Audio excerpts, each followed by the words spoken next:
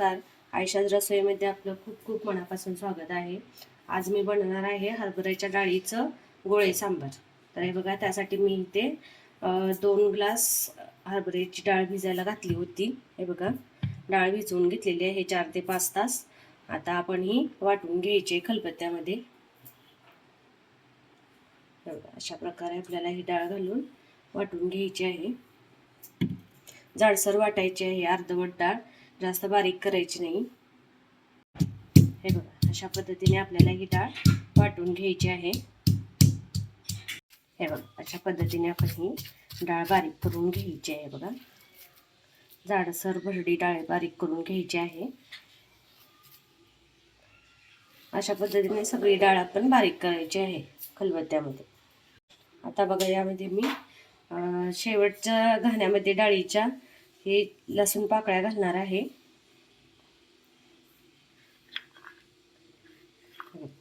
एक 5 ते 6 लसूण पाकळ्या आणि 2 चमचे जिरे.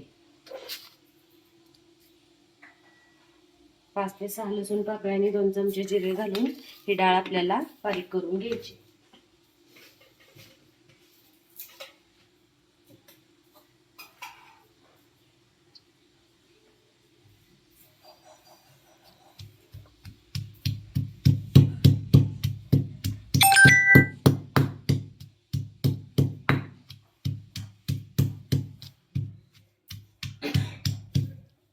तर हे बघा, यामध्ये मी लसूण आणि जिरे घालून ही डाळ बारीक करून घेते.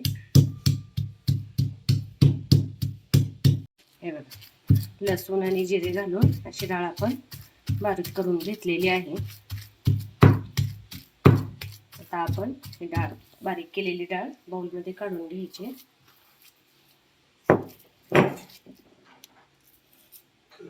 आता यामध्ये हळद पूड,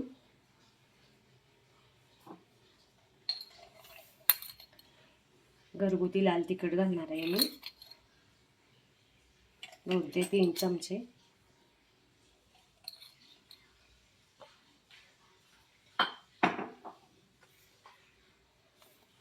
थोडीशी हिंगा पावडर, धनापूड थोडीशी,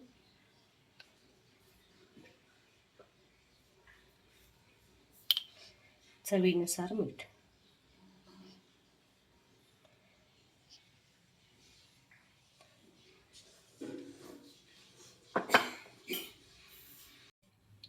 आता यावरती बघा, आपल्याला हे तेल गरम करून घालायचं आहे.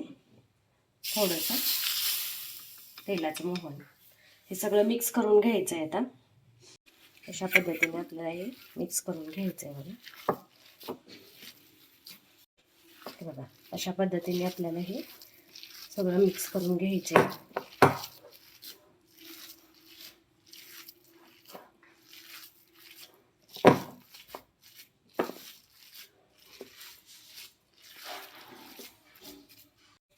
आता हे मिक्स केलेलं डाळ जी आहे आपण बारीक केलेली ती बाजूला ठेवूया आपण. आता त्या डाळीचे असे छोटे छोटे गोळे करून घ्यायचे आणि ते तळायचे आहेत. बघा, हे बघा, कढईमध्ये मी तेल टाकलेलं आहे गरम होण्यासाठी.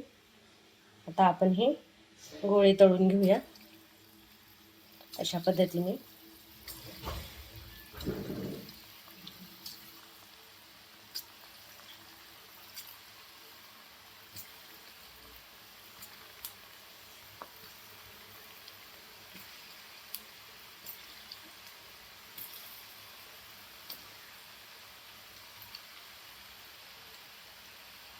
हे बघा, अशा पद्धतीने आपल्याला हे गोळे फ्राय करून घ्यायचे आहेत.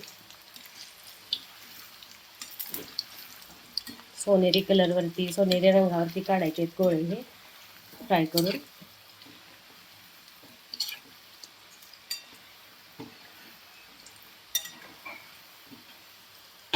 हे बघा, अशा पद्धतीने आपल्याला हे गोळे फ्राय करायचे.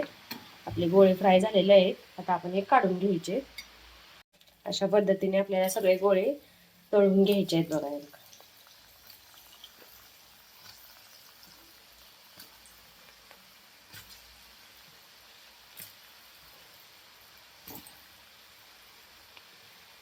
अशा पद्धतीने आपल्याला हे गोळे तळून घ्यायचे आहेत बघा, सोनेरी कलरवरती. तर हे बघा आपल्या गोळे तळून झालेले आहेत. तर आता मी मसाला करून घेणार आहे त्याचा रस्सा करण्यासाठी. तर मी एक टोमॅटो कट करून घेतलेला आहे बघा. सगळ्यात आधी आपल्याला कांदा आणि टोमॅटोची पेस्ट करायची आहे. तर मिक्सरच्या भांड्यामध्ये मी हा टोमॅटो घातलेला आहे, त्यातच मी हा कट केलेला कांदा घालणार आहे बघा. कांदा आणि टोमॅटो एकत्र फिरवून घेणार आहे मिक्सरला. बघा अशा पद्धतीने आपल्याला प्युरी करून घ्यायची कांदा टोमॅटोची. गॅसवरती मी पातेलं ठेवलेलं आहे, त्यामध्ये तेल घातलेलं आहे बघा. तेल गरम झाले की आपण तो कांदा टोमॅटो जो बारीक केलेला आहे तो भाजून घ्यायचा आहे. तर बघा अशा पद्धतीने आपल्याला कांदा आणि टोमॅटो तेल सुटेपर्यंत भाजून घ्यायचा आहे. आपला कांदा टोमॅटो भाजतोय तोपर्यंत आपण याचा मसाला करून घेऊया. त्यासाठी बघा मी इथे हे खोबरं भाजून घेतलेलं आहे किसलेलं. त्याच मिक्सरच्या भांड्यामध्ये आपण हे खोबरं घालून घेणार आहे. लसणाच्या एक 7-8 पाकळ्या घालायच्या आहेत बघा. अर्धा इंच आलं,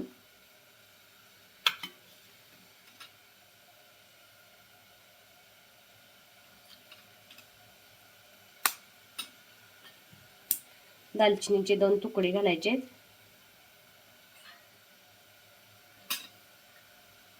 एक चमचाभर जिरा,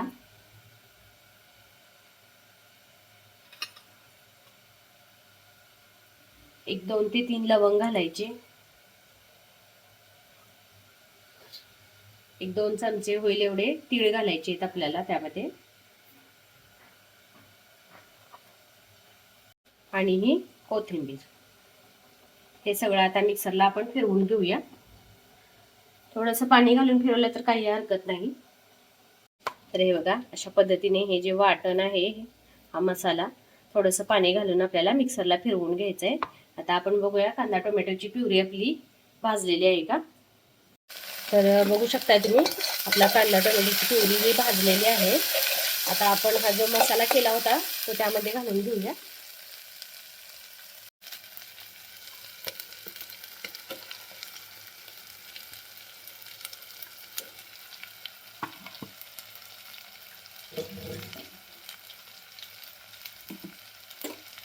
आता हा मसाला आपल्याला भाजून घ्यायचा आहे बघा यामध्ये.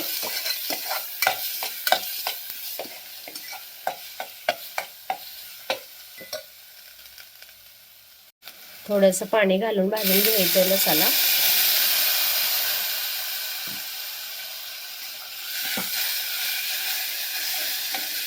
अशा पद्धतीने आपल्याला हा मसाला भाजायचा आहे बघा.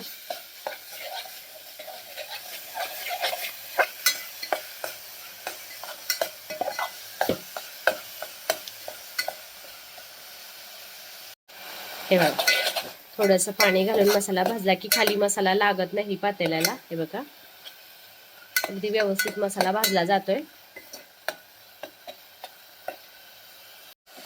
आता यामध्ये मी हळद पूड ऍड करणार आहे बघा. थोडीशी हळद पूड घालणार आहे.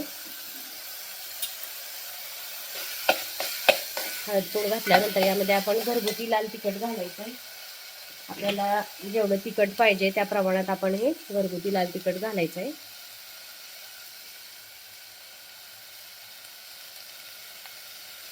मी 2 ते 2.5 चमचे घातलेले आहेत बघा या चमच्याने. आता हे मिक्स करून घेऊया आपण.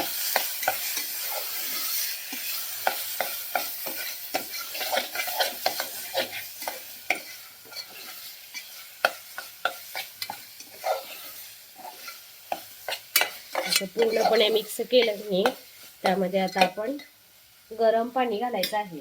मी पाणी गरम करून घेतलं होतं. तर आपण यामध्ये आता गरम पाणी घालायचंय. गरम पाणी घातले की तर्री खूप छान येते बघा, कट येतो रश्शाला. हे बघा गरम पाणी घातलेलं आहे मी.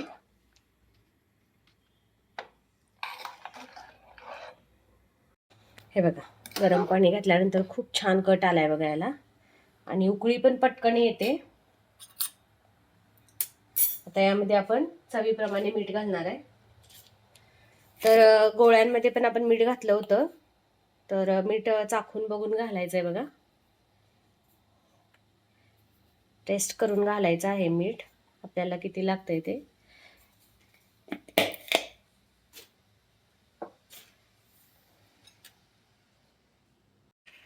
तर हे बघा रश्श्याला कसा कट आलेला आहे बघा, एकदम मस्तपैकी तर्री आलेली आहे.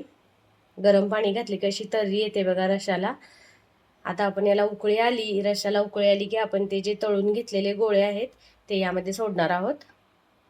तर आता उकळी आलेली आहे बघा याला रश्श्याला. आता आपण यामध्ये जे हे गोळे तळलेले होते, हे बघा अशा पद्धतीचे गोळे जे तळलेले होते ते यामध्ये आपण सोडून घेऊया. हे गोळे नुसते असे तळून खाल्ले तरी खूप छान लागतात. लहान मुलं खूप आवडीने खातात बघा. याची सुक्की भाजी पण तुम्ही करू शकता. कांदा टोमॅटो कट करून घातला तेलामध्ये आणि थोडीशी चटणी घालून हे गोळे परतले तर खूप छान लागते ही सुक्की भाजी याची पण. हे बघा अशा पद्धतीने आपण हे गोळे यामध्ये सोडून घ्यायचे आणि एक 10 मिनिटं मंद आचेवर शिजून द्यायचं आहे हे रस्सा आणि नंतर गॅस बंद करायचा आहे. गोळे घातल्यानंतर एक 10 मिनिट मंद आचेवरती आपल्याला शिजून द्यायचं आहे. रश्श्याला उकळी आलेली आहे. मी कोथिंबीर सुद्धा घातलेली आहे त्यामध्ये आणि किती सुंदर आणि किती छान दिसतोय. खूप छान स्मेल येते बघा या रश्श्याची. आणि नक्की तुम्ही करून बघा एकदा आणि मला कमेंटमध्ये सांगा पण कसा झाला तो गोळे सांबारचा रस्सा. आणि नॉनव्हेज खाणारी लोक सुद्धा खूप आवडीने खातात हे गोळे सांबार. व्हेज लोकांसाठी करण्यासाठी ही एक नवीन डिश आहे. नक्की करून बघा तुम्ही, खूप छान लागते हे गोळे सांबार. तर तयार आहे आपलं हे गोळे सांबार. आता आपण गॅस बंद करून घेऊया. मस्त असं झालंय बघा, किती छान दिसतंय बघा रस्सा. तर तयार झालेलं आहे आपलं आता हे गोळे सांबार. आता गॅस बंद करून घेऊया आपण. तर हे बघा तयार आहे आपलं गोळे सांबार. किती छान दिसतंय बघा, कशी तर्री आलेली आहे त्याच्यावरती.